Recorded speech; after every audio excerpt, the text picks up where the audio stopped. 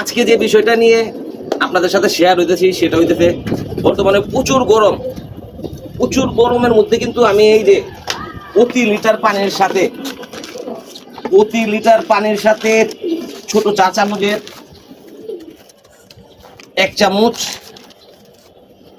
2 চামচ কইরা আমার কবুতররে খাইতে দিই।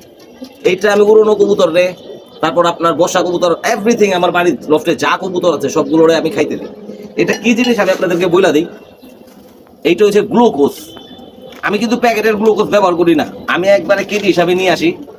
যদি আপনাদের কারো প্রয়োজন হয় আমার সাথে যোগাযোগ করবেন, ইনশাল্লাহ দিব। এই গরমের মধ্যে আমি আমার কবুতরের গ্লুকোজ খেতে দিই, আপনারা দিয়ে দেখতে পারেন।